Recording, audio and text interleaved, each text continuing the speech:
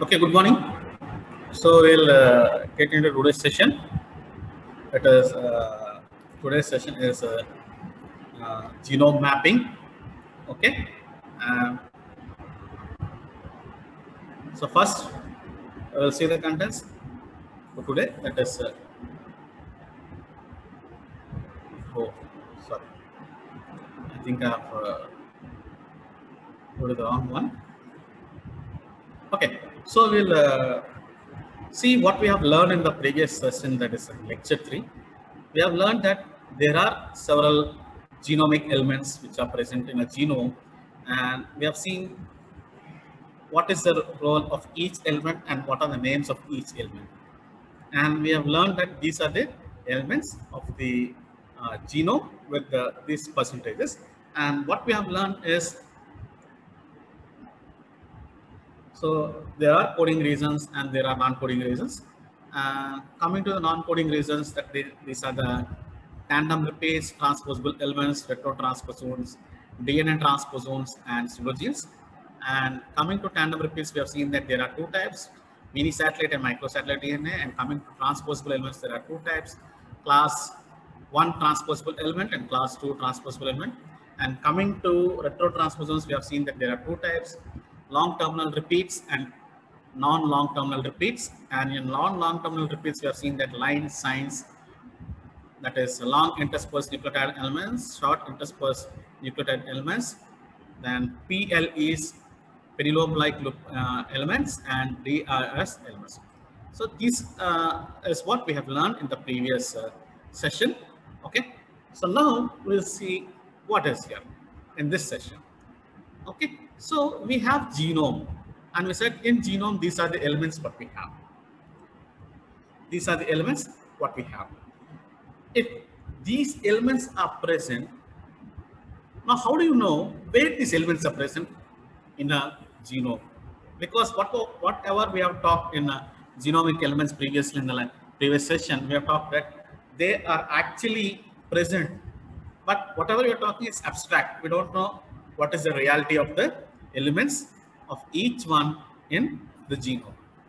So if you want to see what is the reality of these elements in the genome, the only source what we have is to map these elements in the genome.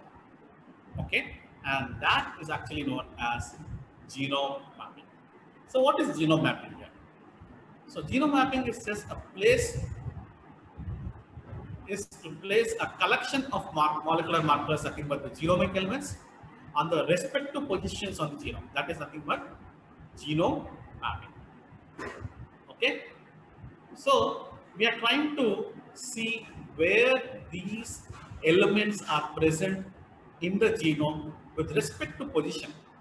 And there are different versions. Position can be relative, position can be exact. Okay, so we'll see what is the relative position and what is the exact position.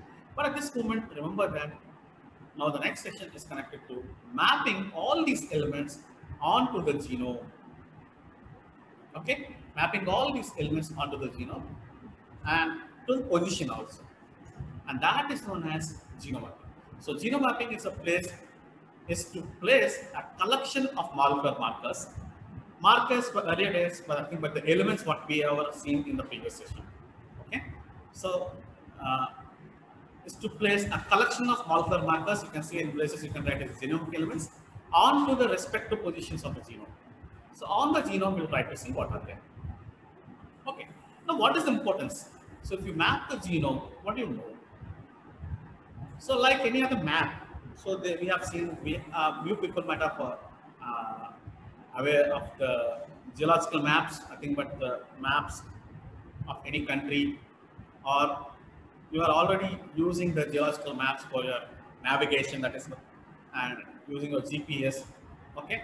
So map is nothing but a physical representation of an entity. Okay, physical representation of an entity with respect to a position. That is nothing but a map. In the same way, here this is a physical representation of the genomic elements on the genome. Okay, so when we produce map of all genes and genomic elements in individual or organism. This is the importance. We try to produce a map of all genes and other genomic elements in an individual or an organism. Okay, an individual means when you're trying to sequence a genome for another person. I mean, if you're trying to sequence your genome, then it becomes an individual. Or if you're first time sequencing a genome like it was done for humans, then it's an organism. Okay, so to produce map of all genes and other genomic elements in an individual or organism, that is the importance. The importance is that. Now, what will it help? So mapping will actually give you a clue. What is a clue? That the clue is that where your genomic element is present on the chromosome. It is mostly, sometimes it is very precise where the gene lies on the chromosomes. Okay, so mapping gives us that information. We are trying to say where this gene is actually, or genomic element is actually present on the chromosome. That is what we try to do. And by doing this, what is the ultimate application what we have? Okay, so the ultimate application what we have till date is nothing but these mappings, especially the genetic maps, have been useful in identifying disorders. Okay, has been useful in identifying disorders. So the disorders which were identified now were nothing but, you can see, cystic fibrosis, and other one is Duchenne muscular dystrophy. Okay, Duchenne muscular dystrophy. So these are the disorders which were identified, and most of the disorders are now identified based on these things. Okay, so these, we know now what is a gene and where the gene is present, at what position, and whether it is inherited or not. This is the information what we got from genetic mapping, or indirectly we can call genome mapping. Okay, so now we have seen what is genome mapping and what is the importance. So the importance is we'll try to know all the genes and genomic elements where they are present, and indirectly it is exactly where the genes are present on the chromosome. And this has already given a good application, that is we are trying to able to understand the single gene inherited disorders like cystic fibrosis and Duchenne muscular dystrophy. Okay, so this is what is known as genome mapping, or the importance of genome mapping. So the objective of today's session is nothing but to discuss in detail about genomic mapping, or mapping of genomic elements. Okay, so we'll try to discuss in detail this number. So here it is. So genome mapping, this is a definition which was provided by NCBI to us. Okay, general definition by NCBI. So what is genome mapping according to NCBI is that it's assigning or locating a specific gene to a particular region of a chromosome and determining the location of and relative distances between genes on the chromosome. This is exactly the definition for genome mapping. So what is the definition here? Assigning or locating a specific gene or a particular region on a chromosome and determining the location, specific or relative, and between genes on a chromosome. Okay, so indirectly it is, we are trying to see what is that. So this is a rough map, genome map of a chromosome. It was taken from a chromosome of humans. Okay, so with these genes, and so this is about genome mapping definition. Now, what type of maps we have with us? Actually, we have two types of maps generally which are used for mapping a genome. The first one is known as a linkage map, and the second one is known as a physical map. I think you people might have heard about the linkages which were proposed by Morgan. Okay, Morgan maps which are known as. So linkage is nothing but we call all those genes which are linked together, which are inherited from parents to offspring. They are known as linkage genes. Okay, we know that there are set of genes which are actually pass from parent to uh, offspring, okay, to progeny. So all those genes are known as linkage. A set of those genes are known as linkage. So when we try to map those genes, linkage is known as linkage maps, and that is also known as genetic mapping indirectly. So linkage maps or genetic maps. So linkage maps or genetic maps are nothing but the arrangement of genes and genetic markers along the chromosomes as calculated by the frequency with which they are inherited together. Okay, then they are known as linkage maps or genetics maps. Now the second type of map is already there for genome mapping, and that is known as physical map. Now what do you mean by physical map? So we try to represent the physical distances on the chromosomes of the genomic elements in the nucleotide basis. We say that from this nucleotide to this nucleotide, this is the gene which is present, okay, and we do it based on the chromosome based, and we try to calculate the exact distances, and that is nothing but the physical map. So we have two types of maps here: linkage maps and physical maps. And linkage maps are, we are trying to give the information precisely what are the group of genes which are inherited from one generation to other generation, that is from parents to offspring. And physical map will give you the exact distance, saying that from this nucleotide to that nucleotide, this gene is present, this element is present, or this nucleotide is present, or this promoter is present. With that way we try to mark. So those are actually the landmarks, which we call the landmarks. Like the landmarks what we have for the maps, physical geological maps. Okay, so these are the types of maps: linkage or genetic maps and physical maps. Okay, now we'll see what is a linkage map. Okay, what is a linkage map or a genetic map? So linkage map or genetic map is actually based on the frequency frequency of recombination. Okay, so how do we get this map? So we get this map by estimating the genetic frequencies or genetic recombination. Okay, they are proposed by Morgan, and the units which are used to measure the genes distance are known as Morgan units. Okay, are known as Morgan units. So what is a genetic map? So the concept here is that there is the possibility of genetic recombination in meiosis tends to occur with increasing frequency as the distance between two specific gene loci on the chromatin. Okay, so the thing here is the recombination, possibility of genetic recombination meiosis tends to occur with increasing frequency as the distance between two specific gene loci on a chromosome. So this is what.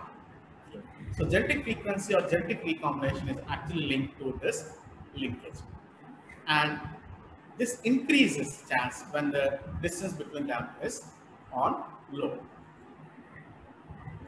So the percentage of genetic recombination can be used to represent a measure of distance between the two genes. So the messages in the yeah. pages are Hello, Varshita.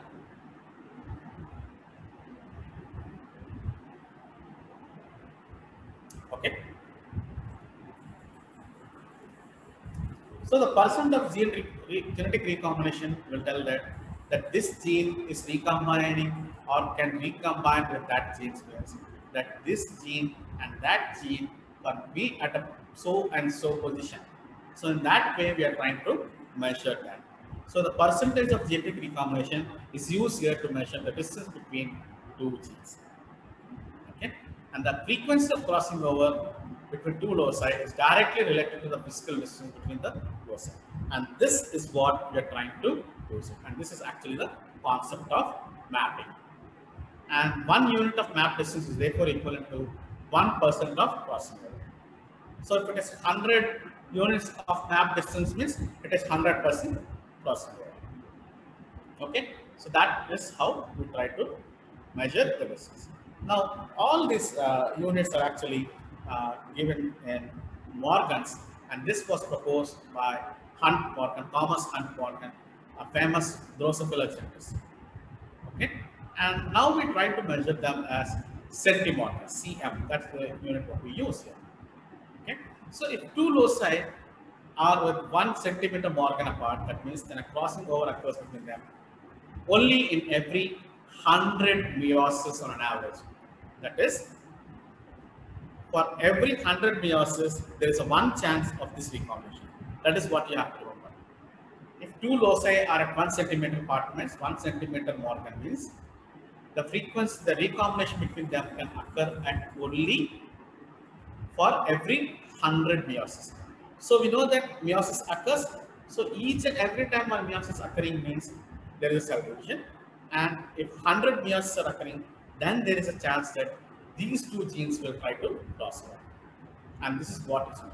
So one map unit is equal to 1 centimeter Morgan, and 1 centimeter Morgan is equal to 1% recombination.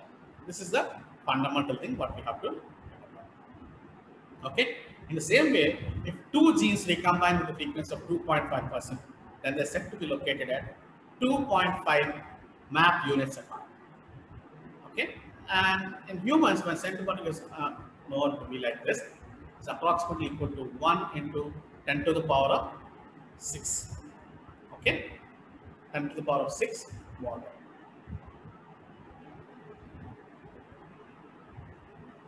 Now, what are the benefits of genetic mapping?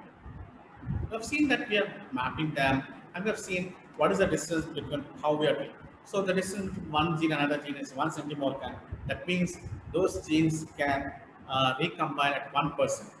If they are 100% means that means those genes can recombine frequently at each. This is how people try to measure. Now, why did people do all these things? What is the benefit of doing this genetic mapping or linkage mapping? The benefit here is that they have applications, wide applications, medicine, agriculture, energy and environment, for instance. Now, what did they do? What is the impact they had? So the techniques developed for genetic mapping had a great impact on life sciences and particularly in medicine. So genetic mapping technologies also have been used in other fields such as medicine, agriculture, energy and environment, for instance. Now, what it did? This helped in commercialization of fruits of genomics, and research promised immense opportunities for the industry. This is what has happened. Okay? So a roundup of genetic mapping applications will include, but not limited to, areas below. Okay? So this is not limited to only these areas, but I'm just giving you the glimpse of what are the benefits of genetic mapping. So we have applications in medicine, agriculture, energy and environment, and processes. So we'll see the first one. What are the benefits of genetic mapping in medicine? So you can see here the genetic mapping, the benefits of genetic mapping in medicine is that we are able to locate the risk genes for genetic diseases. Okay, and what has happened is people map all the genes which are related to risk of the genetic disease. So scientists have become more proficient in genetic sequencing the detailed genetic maps that help to locate the risk genes for a host of genetic diseases. That is what has happened. This was a benefit what we got. And this way only we were able to identify the single gene disorders, multiple gene disorders, and all this information we got only due to this genetic mapping or linkage mapping. Okay? And this is the first thing. And what it has helped? So this has helped to identify or investigate the ability to investigate the root cause of disease. Okay? This has given a chance or an opportunity for us to investigate the root cause of disease. May one day allow medical researchers to develop strategies to avoid the environmental conditions that trigger disease. Okay? And also help to formulate customized drugs. And this information is actually used in drug design, what we call drug discovery or drug design. Okay? And this also help in techniques for gene therapy. Got it? So this is the main thing. So on one hand, we were able to understand what was the genetic disease, what we had. On the other hand, we were able to investigate the root cause of the disease and then you're able to avoid those environmental. This is how people started saying, okay, you try to avoid that food, or you try to avoid living in those conditions, or you try to avoid living in certain environmental conditions. And the other suggestion what people used to give is, okay, take these drugs or develop these drugs based on this information. And also we have a technique for gene therapy. Now we know that this gene is defective, so we can replace that gene with gene therapy. That is homologous recombination gene therapy. Okay, so these are the benefits what we have with medicine. Now, along with medicine, I said that we have another version what we have, nothing but agriculture application. So what did they tell for them? So apart from genetic disorders, people also worked a lot, and this is how agriculture was benefited. Okay, agriculture was benefited. Whatever tendency of the green revolution, whatever you have, is just using chemical fertilizers and improving the breeds based on the genetic maps. The combination of these two has helped us to have a revolution, green revolution. That is Green Revolution 1. Now, again, the Indian government is going with the thing of Green Revolution 2. Okay, so Green Revolution 1 was actually benefited with this genetic map. So what was happening there?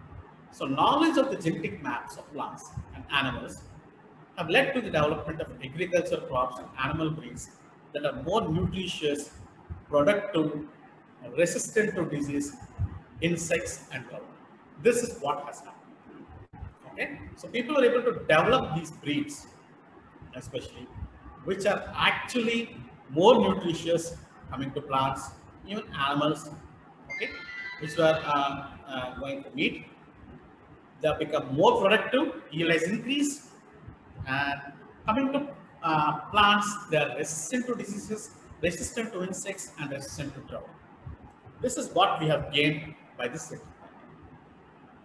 Okay, and now people are trying to increase, create more special breeds. Okay, so researchers can breed special plants that help clean up waste that are difficult to break down.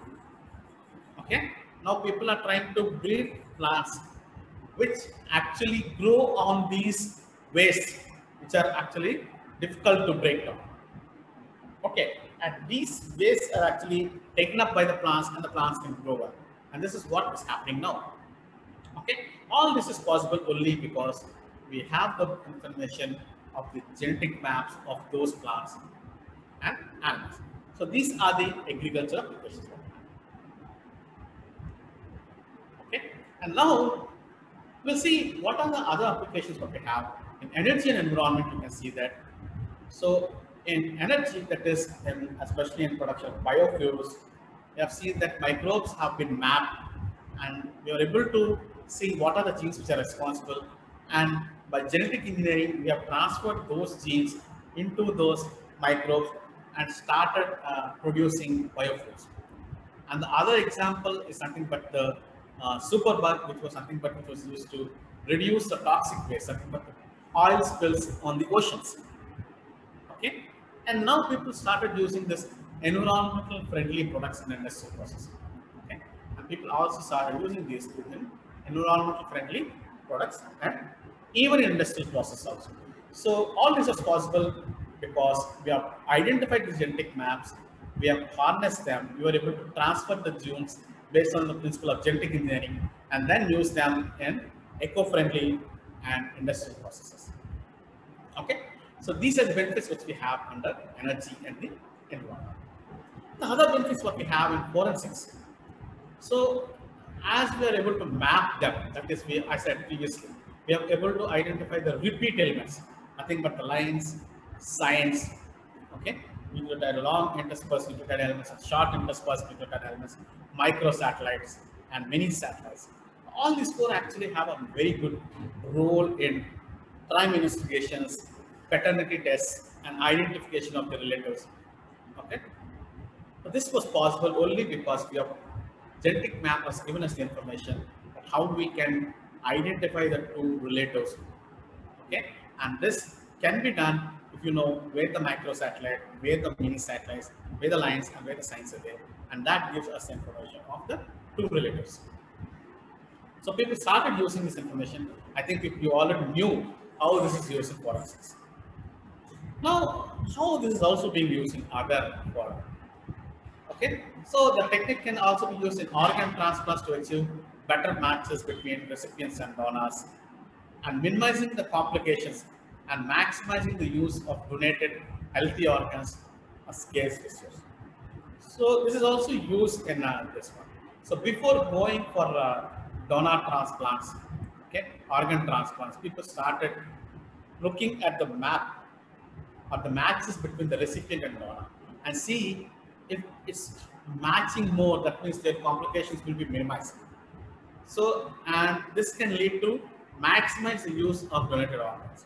Okay, and we know what is the organs thing or healthy organs. They are very scarce resource. So genetic mapping is used here. Okay, now this is about the genetic mapping.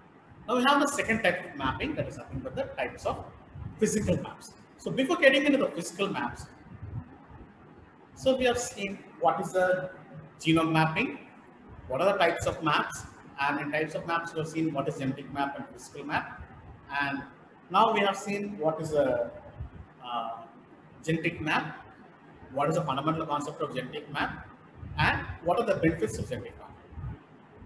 Okay, so we'll take a short break here. We'll come back after 5 minutes. We'll resume at 10:35, and we'll start moving into types of physical maps and their use in genome mapping. Clear? Yes, sir. Yeah. Sure. We'll resume back at 10:35.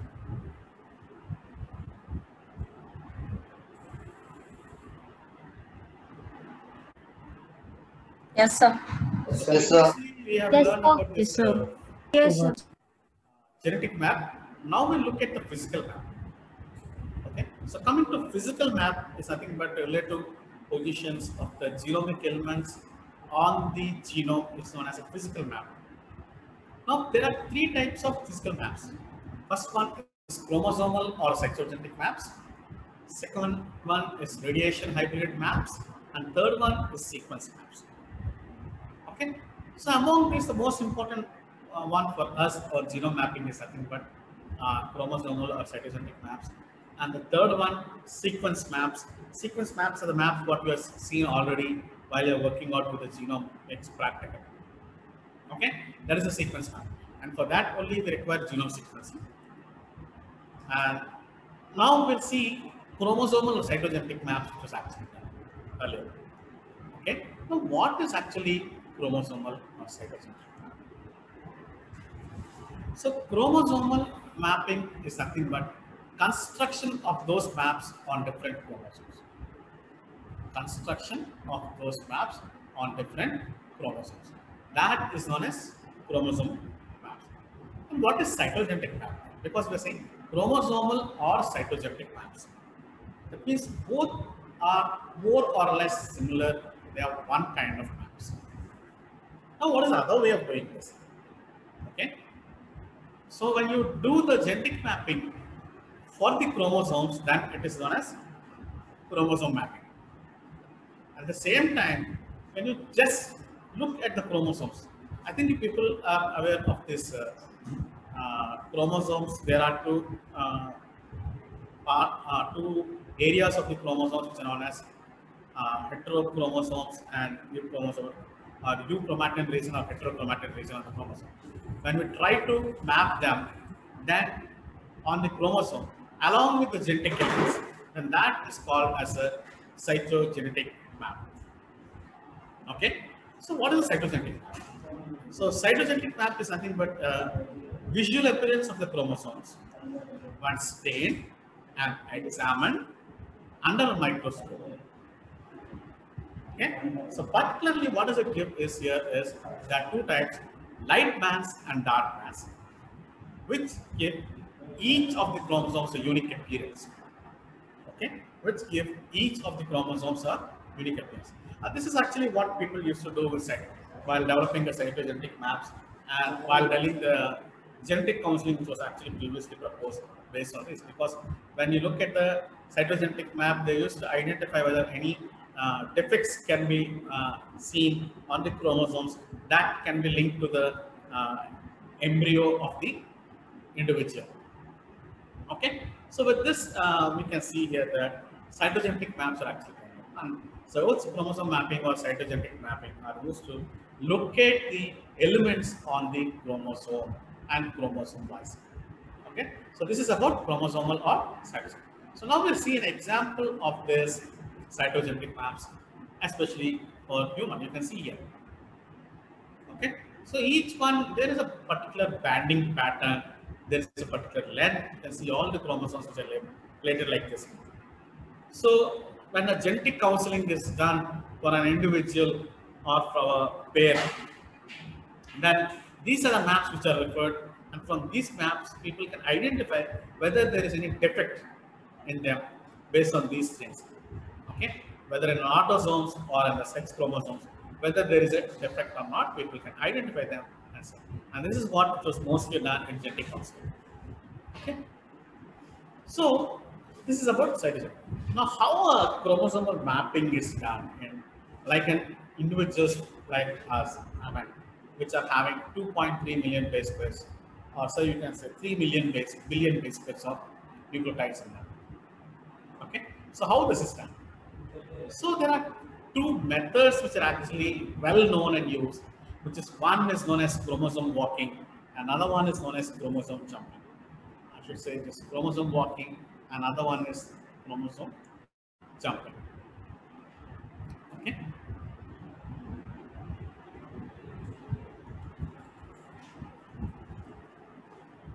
So chromosome walking and chromosome jumping. So now we'll see first how is chromosome walking done.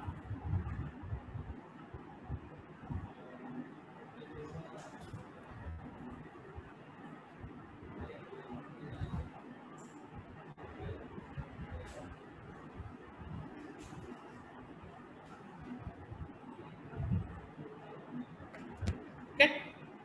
So chromosome walking is actually a method which is actually used for positional cloning, used to find, isolate, and clone a particular allele in a library, gene library.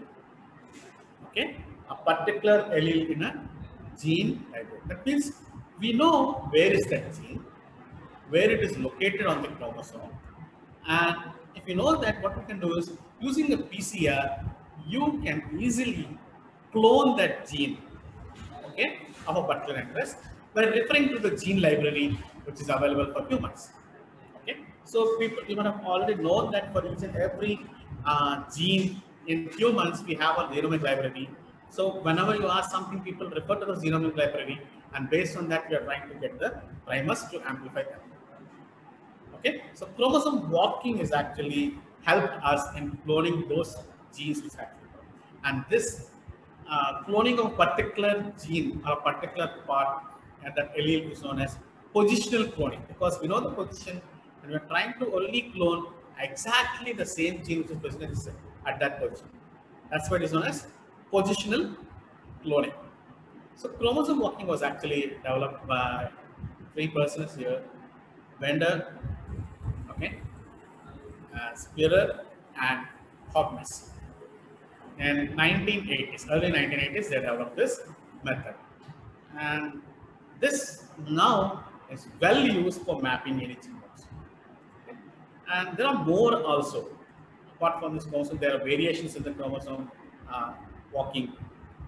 Now there are nearly half a dozen positional cloning tests that are done prior to chromosome walking. Okay, so now you know how this chromosome walking has developed a lot. So there are nearly more than half a dozen of these tests which are done prior to chromosome walking. Now, what is chromosome walking? So it is very straight and simple. So what we do is we take a clone from the library, that is human genome library, then use it to walk and identify the next gene adjacent to that gene. Okay, so you try to walk and then, so how it is possible? So walking starts at the closest gene that has already been identified, known as a marker. So whatever gene which is there, which was identified previously, that gene is actually used as a marker gene. Marker gene. And that marker is used here to walk in the gene. Now how this walk is possible? So what is possible here is, once you have a marker with you, that mark, which is map, you're trying to move in a 5' to 3' direction in 5' and map the next gene which is adjacent to that. Okay, so that is actually known as the chromosome. So each successive gene in the sequence is tested repeatedly, and the overlapping things will be identified and is mapped for the precise location in the sequence. Okay, so this is how we are able to identify the genes. So we have already known one gene. We look for another gene which is very adjacent to that. So once we identify the second gene with exact position, now we go for the third gene which is adjacent to that. Okay, so this is known as walking. And this is done repeatedly for each and every gene which was identified in there, and continue this process until all the genes in the chromosomes are mapped. Now, what is that we get here? We can identify a gene which is mutant. We can identify a gene which is a particular disease. Okay, a mutant or a particular disease that can be identified. And this is actually done using the library that is nothing but a BAC, YAC, or PAC. Okay, BAC, YAC, or PAC chromosomes, which are used here to clone this, okay, or to prepare a library. Now, how it is possible?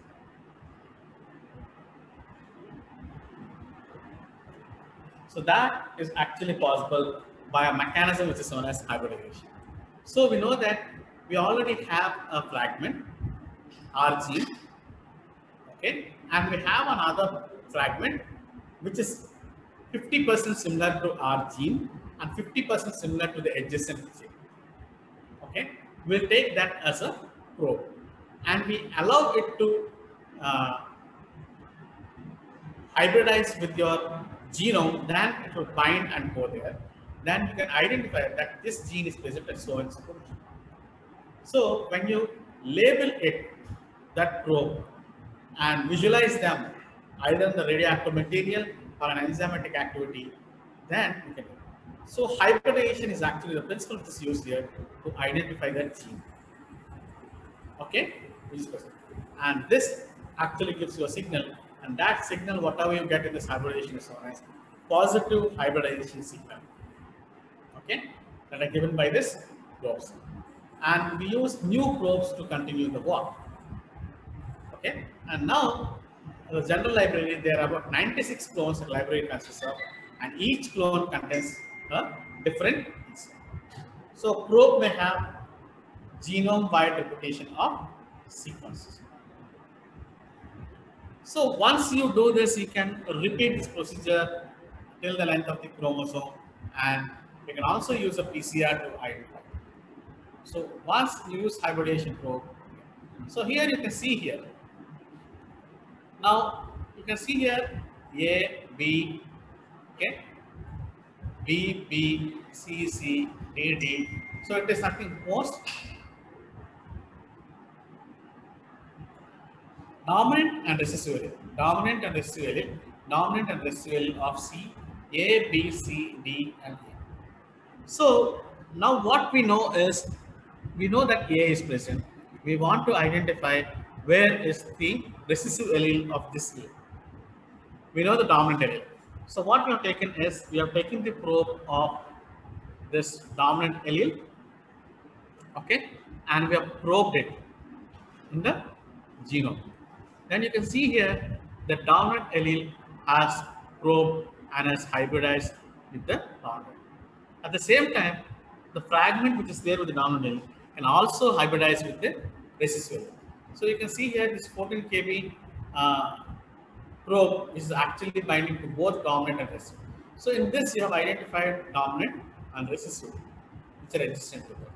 Now what we're doing is we are taking the allele fragment of this recessive allele, and now we are using this as a probe. And this probe will identify both the dominant and recessive alleles of B. Now we have taken the probe of B, recessive allele of B, and we are continuing the process. So if this process is continued, you can get all the genes which are there continuously. Okay, and this is how we do probing. So once this probing is there, we can map it. Okay, so the other way to simply understand this is you can see the stepwise thing is the procedure. So we take here, if you can see here, the fragment 1, okay, then prepare the map, restriction map here, use the sequence as probe, then probe this and hybridize this with the library. So this will go and bind to the next fragment, and this fragment will give you the fragment 2. Okay, then again probe the next part, use as a sequence, then this will give you the part here, and that end will actually be used as a probe, and this will. So this process continues, and as you're walking step by step, okay, as you're walking step by step, this is known as walking, chromosome walking, because you're walking down the chromosome. So you can see here,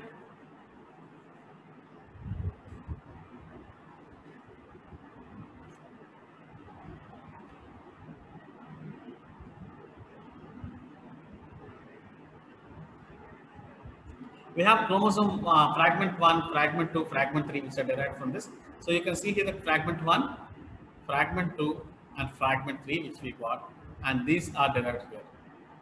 Okay, so now this process continues. So restriction map is prepared, a small segment representing one of the end of the original factor, isolated, clone, subclone, and this subclone is now used as a probe. Okay, this process is this.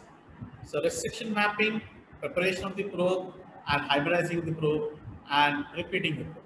So this, as this process is repeated, we can go to the next frame. Okay.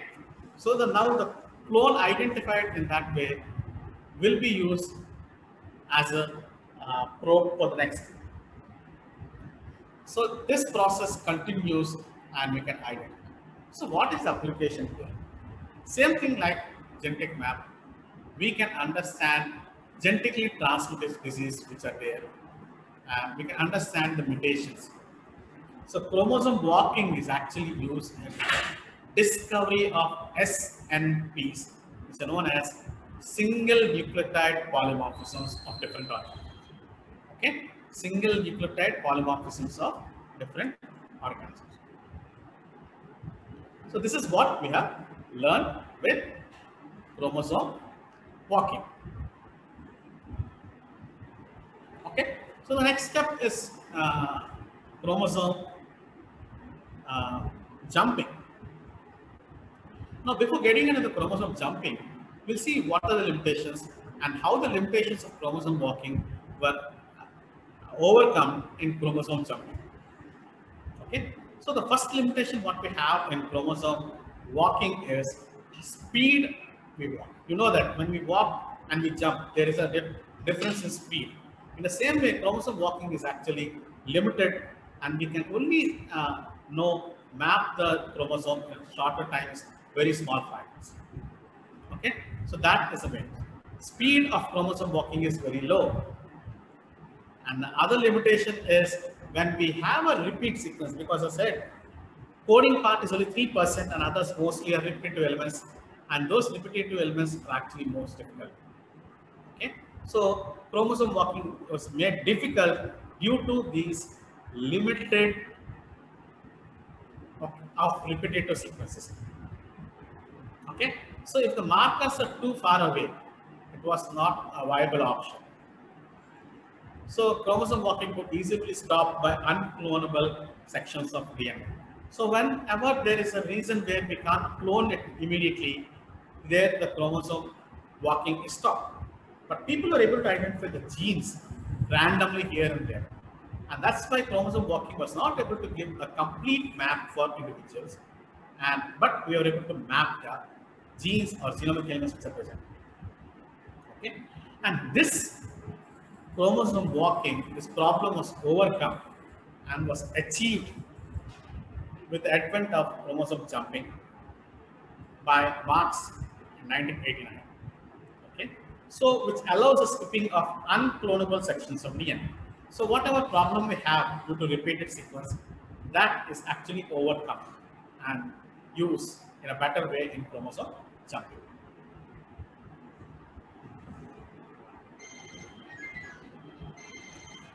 Okay, so what we'll do is I'll stop here with chromosome jumping here, and we'll continue in the next class about chromosome jumping. So I think I gave you a clear idea what is mapping, what is genome mapping, what is genetic mapping, what is linkage mapping, and what are the benefits what we have with linkage mapping. And we have seen what is physical mapping and what are the types of physical mapping. We have seen that the types of physical mapping are chromosomal mapping or cytogenetic mapping, radiation hybrid mapping, and sequence mapping. Sequence mapping is what we do with the genome sequencing, and now we have seen what all are used for chromosome mapping. For chromosome mapping, we are trying to use two techniques, I think, but the chromosome walking and chromosome jumping. And we've seen how chromosome map walking is done.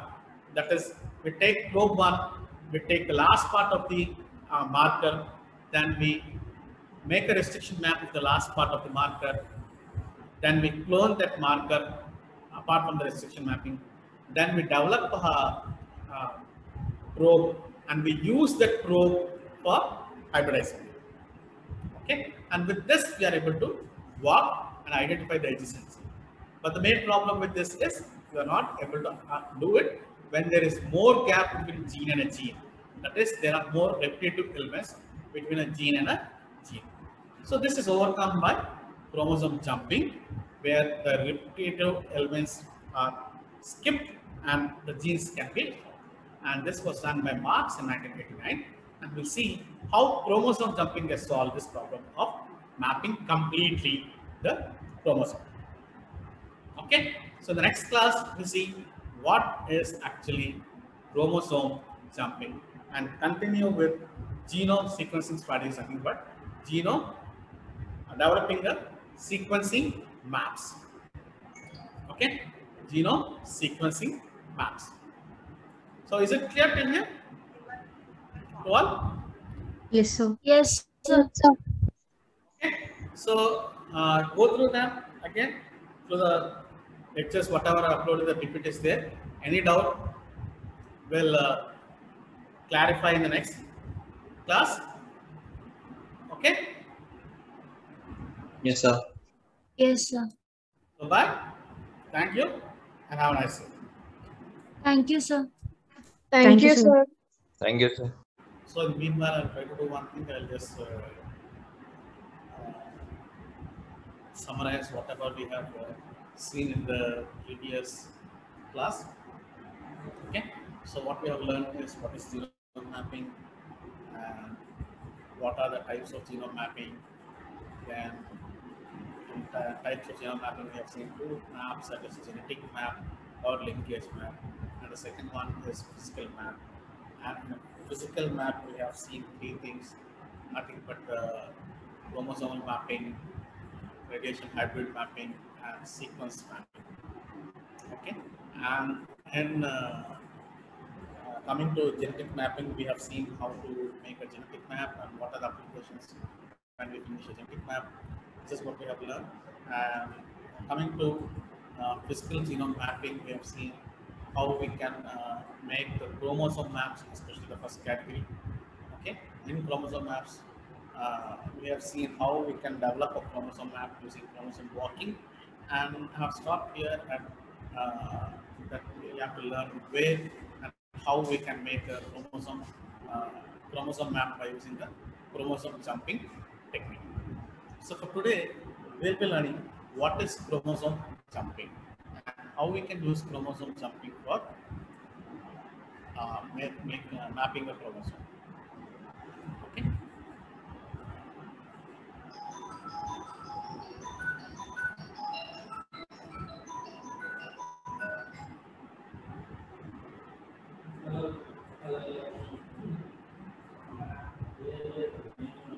Okay, so chromosome jumping is nothing but a technique which is used to fill the gaps which are there while constructing the genome using chromosome walking.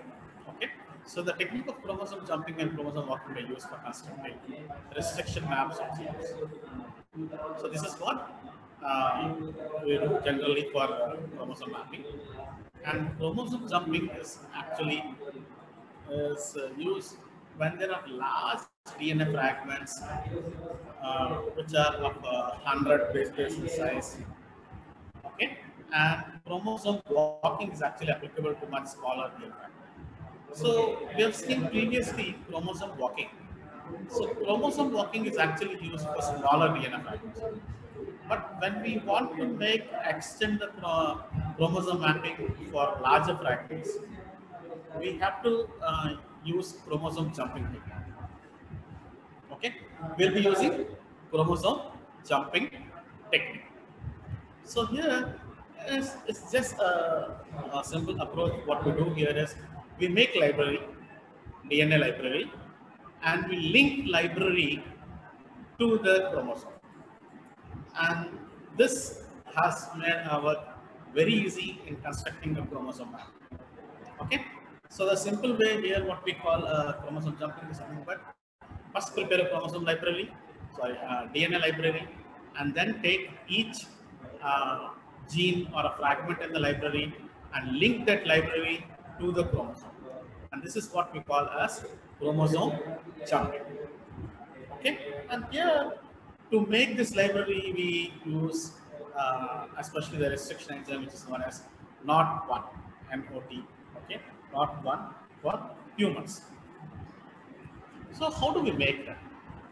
So you can see here, the first step here is to take a DNA, a fragment of the DNA from a human, take that genome and just break it or digest it with the restriction enzyme, not NOT1. Okay, so here we have to perform a complete digestion. So people know that there are two types of digestions with the restriction enzyme. One is partial digestion, another one is complete digestion. Complete digestion will actually lead to break of fragments exactly at the restriction enzyme site, and partial fragments they need not break exactly at the same sites. Sometimes they can be joined, or sometimes they can break. So that is the difference between a partial and uh, complete digestion using the restriction enzyme. So here we use the restriction enzyme NOT1 and we completely digest the DNA fragment. So once you completely digest the DNA fragment, you can see the left side of the image that it is completely digested. So complete digest, we get a fragments here, which are broken.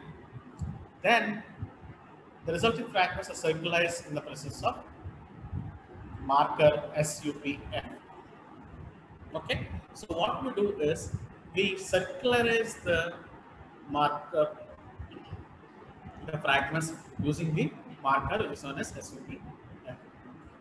Okay, so you can see here, first we have digested with NOT1 enzyme, then the fragment we want is 2 and 3, then that is actually circularized with SUPF marker.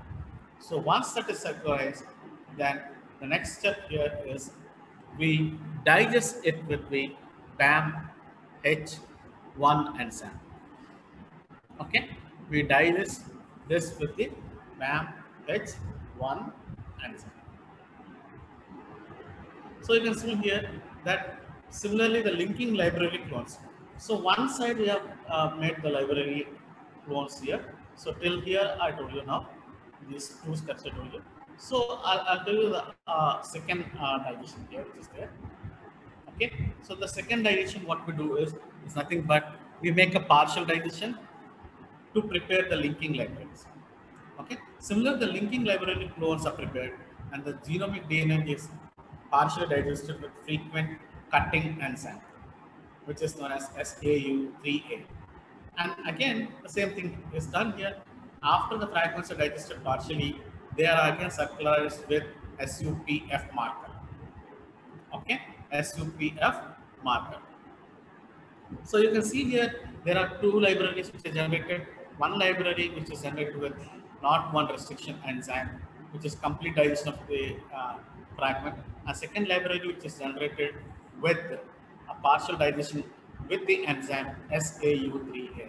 And both of these libraries are actually circularized in the fragments which are known as SUPF marker. In the presence of that marker, they are circularized. So once they are circularized, you can see here the right one which is circularized and sorry, the right ones which is circularized, and this is the left one which is circularized. Okay. So what we do is the left one libraries which are completely digested, they're again digested with once they're circularized with BAM H1. Okay, with BAM H1 restriction enzyme. And the partially digested one which are circularized, they are actually digested with not one. Okay, they are digested with not one. So now once they are again subjected to second digestion with restriction enzymes, now again we get some fragments. Okay, and these linear fragments, now what they are done is they are integrated into vectors. Okay, these linear fragments now they are integrated into vectors, and the vectors which are used here to integrate are known as lambda vectors. Okay, lambda vectors. So once they are integrated into vectors, there are two types of libraries which are created. The first one which is known as jumping library, jumping DNA library, and the second one which is known as linking DNA library. Okay, the first set which is known as jumping DNA library, and the second set is known as linking library DNA. Now, you have a jumping library DNA and a linking library of DNA. Okay, so now we use these two to proceed further. Okay, so once again, just see here what we have done here. Balaji. So can you tell me how a jumping library is prepared?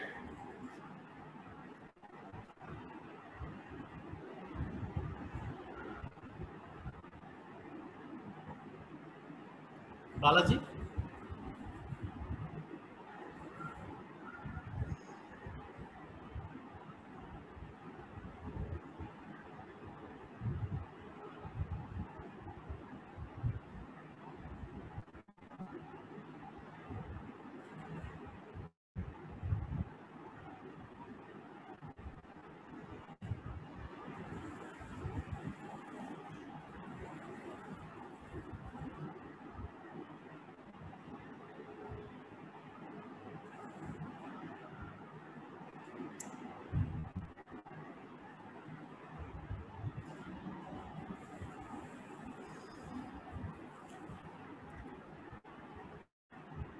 In meanwhile, Harika?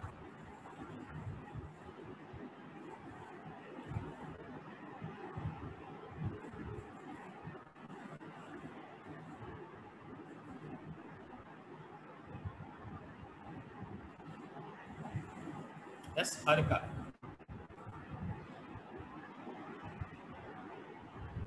Harika.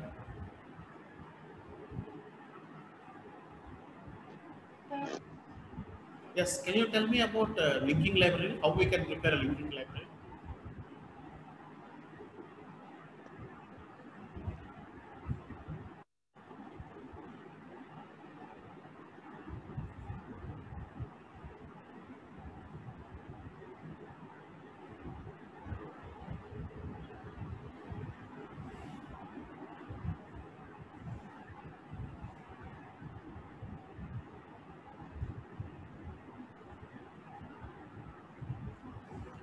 Yes, Harika.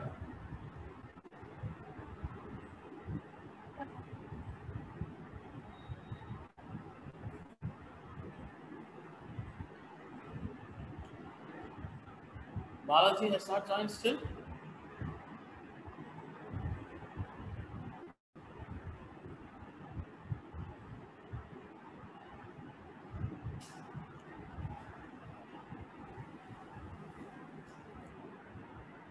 Gunadeepak?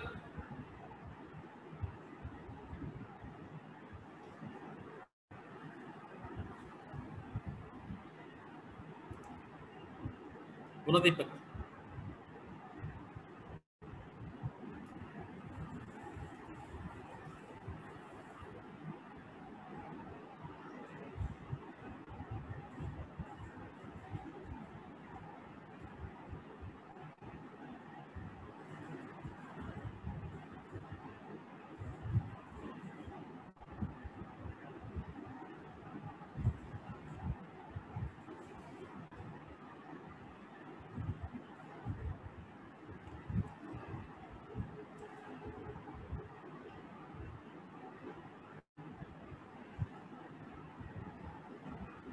So Balaji said he has some trouble in on his mic and he can't say that.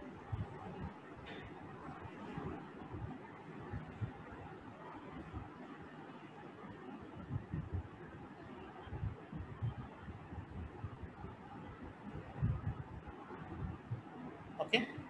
I think you're still not joined. Okay. So I'll just tell you what is how we prepare a jumping library and how we prepare a linking library and we move forward. Okay. So jumping library is actually prepared first by digesting the DNA completely with not one restriction enzyme, complete digestion, and then whatever fragments we get, these are linear fragments, and these linear fragments are subjected to circularization in the presence of SUPF marker. Once they are circularized, then these circularized fragments are again digested with the BAM-H1, and once the BAM-H1 is used for digestion, we get the linear fragments, and these linear fragments are then integrated into the BAM in the lambda vector. Okay, and this is how we try to prepare a jumping library. And coming to the linking library, first the step here is we digest partially with the restriction enzyme SAU3A.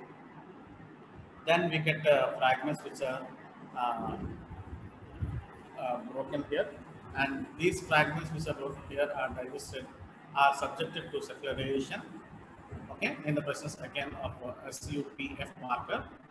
Once they circularize, then we treat them, these circularized fragments with the not one enzyme. So when they are treated with not one enzyme and digested, again we have linear fragments. Then these linear fragments are then integrated into the lambda vector. Okay, and that once they're integrated, they form a library which is known as linking library. So we have a complete jumping library and a linking library with us. So what we have to do? Once we have a jumping library and linking library, so we start physical mapping. Okay. So physical mapping of a chromosome actually begins with preparation of clones. So we have seen already we prepared clones for target chromosome using not one to digest the chromosomal DNA. Then what we have done? We have made libraries. Okay. So then each clone of the linking library hybridizes with two different jumping library clones. Okay. So the principle here is now we have a linking library and we have a jumping library. So take one fragment from jumping library, linking library, and then try to hybridize it with jumping library. So what happens while we're hybridizing these two is that each clone in linking library will hybridize with two different clones of jumping library. Okay, so that will actually give you us an idea what is actually and how they are linked. So this is how it happens. So this is the jumping library clone, okay, and these are the linking library clones. Now what is happening actually? Each linking clone will bind to two sides of the fragments of jumping clone. So you can see here there are two sides, here there are two sides, and this linking library is actually linked with the jumping library. In this way, we try to map it, and hence we get the map. Okay. So in this way, each clone of the linking and jumping library is hybridized separately, obtained from the target. Okay, so once we have obtained it with hybridization data, we try to determine the order of which they are put. And this helps us in identifying where this probe, that is the linking library probe, is actually linked to the jumping library probe and how we can map it. So if we can see the order of the thing, then it is possible. Okay, so to summarize again, so first what we have to do is we have to prepare a jumping library clone and a linking library clone. Okay, and how do we prepare a jumping library clone? For jumping library clone, we have to take the genome DNA, okay, then digest it with complete digestion with the NOT1, then we get linear fragments. These linear fragments are digested with MAMPH1, okay, linear fragments we get. These linear fragments are actually circularized in the presence of SUPF marker. Once they're circularized, again then we digest with PAMPH1 and then we get linear fragments, and these linear fragments are cloned in lambda vector, and they are all used to prepare a library which is known as jumping library. Now the second category is nothing but the linking library. So what we have here, we have the genome DNA, then we partially digest with the restriction enzyme which is known as SAU3A. Once you have digested, we generate linear probes, and these linear fragments are actually circularized in the presence of SUPF marker. Once they're circularized, then we take and digest it with NOT1 enzyme. Once they're digested, they can be inserted into the library and known as linking library clones. So once we have the jumping library clones and linking library clones, what we can do is we can take each clone, okay, of linking library, which hybridizes with two different clones of jumping library. So now we try to link each clone of the linking and jumping library separately, okay, and then determine the correct order of various clones, and then create a contig for the chromosome in the question. So we now will have where is each fragments are there and how map is there for a chromosome. Okay, so in these two ways, both in jumping and both in linking, chromosome walking and chromosome jumping, we can create a chromosome map. Okay, so this is how chromosome jumping technique and chromosome mapping technique are actually used for creating a chromosome map. Okay, so till now we have seen how we can make a chromosome map using chromosome jumping or chromosome walking. Okay, so we'll see. To summarize, what we have learned previously is genome mapping, nothing but the physical representation of the elements of the genome in the on the chromosome. That is known as genome mapping. Then there are two types of genome mapping, that is genetic linkage or linkage mapping, okay, and physical mapping. So genetic mapping is nothing but linking or all the genes which are inherited from one position, from progeny, from parents to progeny. That is actually called as linkage map and linkage. And the second one is known as physical mapping. So in physical mapping, we try to map the exact positions of the elements in a chromosome. Okay, and physical mapping are again of three types: chromosome mapping or cytogenetic mapping, radiation hybrid mapping, and sequence mapping. And coming to chromosome mapping, we have seen that there are two techniques: chromosome walking and chromosome jumping. And in chromosome walking and chromosome jumping, both of them, they used to map the chromosomes.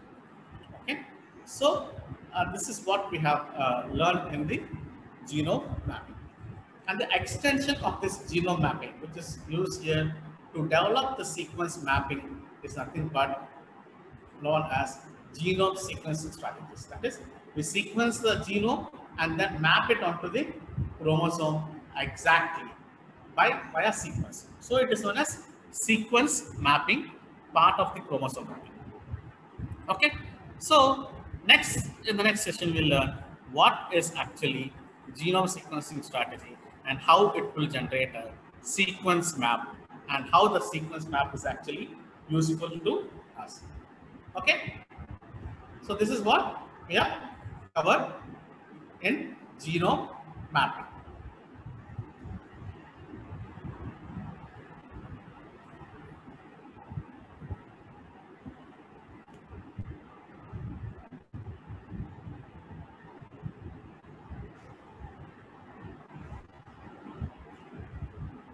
Okay, so any doubts from the previous session till now? No, sir. No? So I think then you are clear with all. So Mahalakshmi?